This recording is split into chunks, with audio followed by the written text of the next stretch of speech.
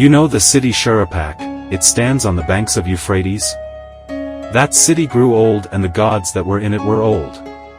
There was Anu, lord of the firmament, their father, and warrior Enlil their counselor, Ninurta the helper, and Enugi watcher over canals, and with them also was Ea.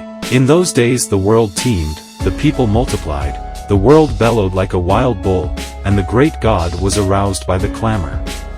Enlil heard the clamor and he said to the gods in council, "The uproar of mankind is intolerable and sleep is no longer possible by reason of the babel."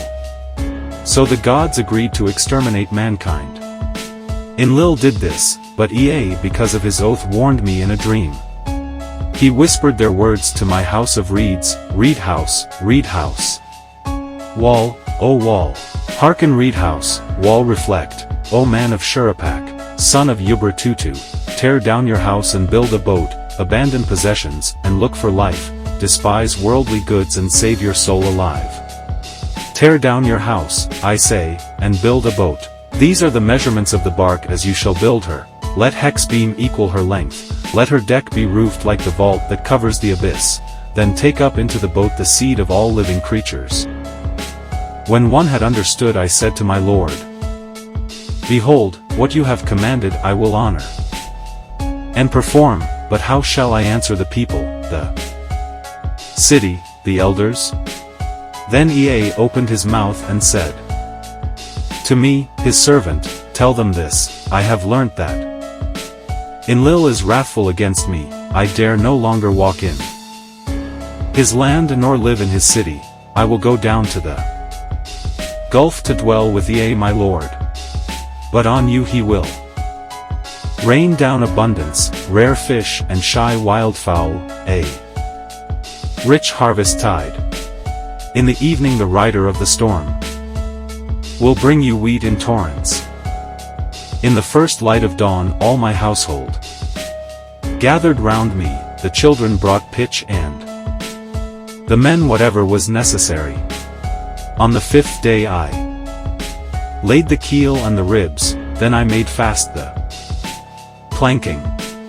The ground space was 1 acre, each side of the deck measured 120 cubits, making a square. I built 6 decks below, 7 in all.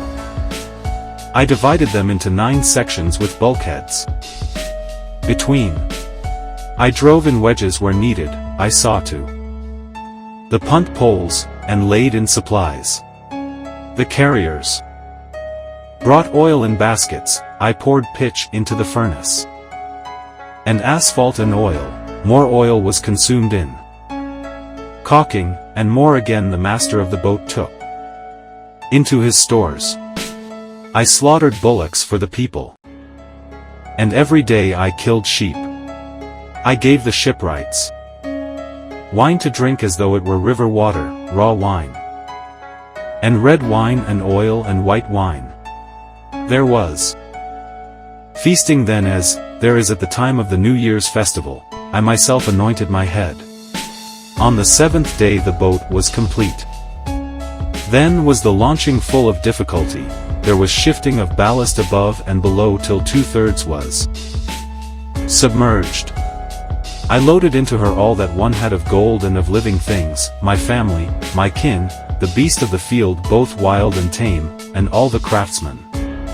I sent them on board, for the time that Shamash had ordained was already fulfilled when he said, in the evening, when the rider of the storm sends down the destroying rain, enter the boat and batten her down. The time was fulfilled, the evening came, the rider of the storm sent down the rain. I looked out at the weather and it was terrible, so I too boarded the boat and battened her down. All was now complete, the battening and the caulking, so I handed the tiller to Pusramuri the steersman, with the navigation and the care of the whole boat. With the first light of dawn a black cloud came from the horizon, it thundered within where Adad, lord of the storm was riding. In front over hill and plain Shulit and Hanish, heralds of the storm, led on.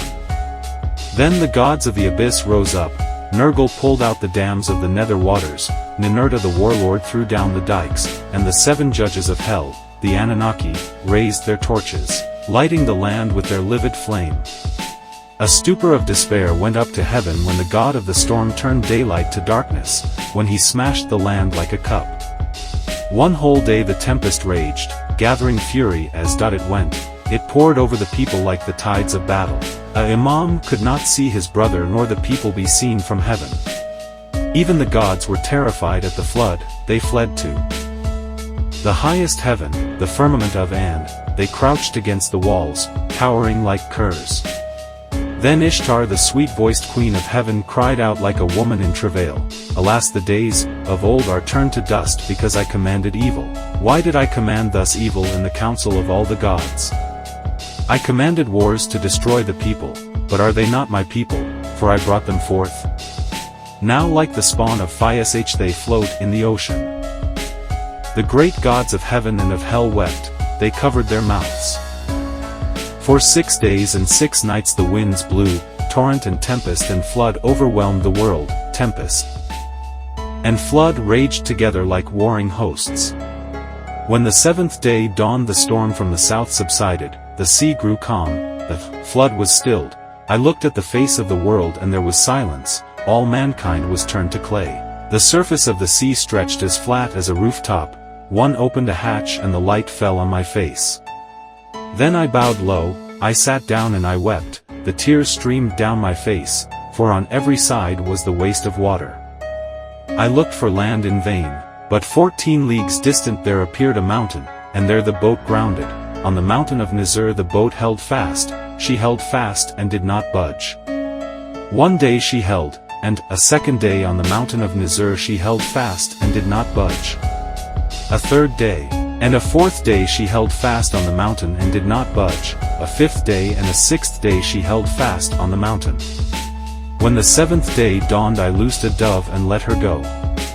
She flew away, but finding no resting place she returned. Then I loosed a swallow, and she flew away but finding no resting place she returned.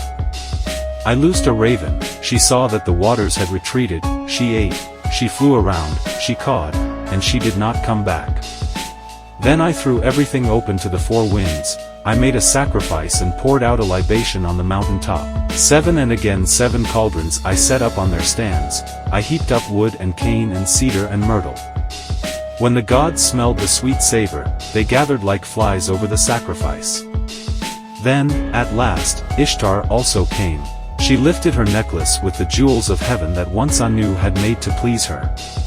"O you gods here present, by the lapis lazuli round my neck I shall remember these days as I remember the jewels of my throat, these last days I shall not forget. Let all the gods gather round the sacrifice, except Enlil. He shall not approach this offering, for without reflection he brought the flood, he consigned my people to destruction." When Enlil had come, when he saw the boat, he was wrath and swelled with anger at the gods, the host of heaven. Has any of these mortals escaped? Not one was to have survived the destruction. Then the god of the wells and canals Ninurta opened his mouth and said to the warrior Enlil, "Who is there of the gods that can devise without Ea? It is Ea alone who knows all things." Then Ea opened his mouth and spoke to warrior Enlil, "Wisest of gods, hero Enlil, how could you so senselessly bring down the flood? Lay upon the sinner his sin. Lay upon the transgressor his transgression. Punish him a little when he breaks loose. Do not drive him too hard or he perishes. Would that a lion had ravaged mankind, rather than the loud. Would that a wolf had ravaged mankind, rather than the flood. Would that famine had wasted the world, rather than the flood. Would that pestilence had wasted mankind, rather than the flood. It was not I that revealed the secret of the gods, the wise man learned it in a dream. Now take your counsel. What shall be done with him?" Then Enlil went up into the boat, he took me by the hand and my wife and made us enter the boat and kneel down on either side, he standing between us. He touched our foreheads to bless us saying, "In time past Utnapishtim was a mortal man. Henceforth he and his wife shall live in the distance at the mouth of the rivers." Thus it was that the gods took me and placed me here to live in the distance, at the mouth of the rivers. End of part 5. Don't forget to subscribe.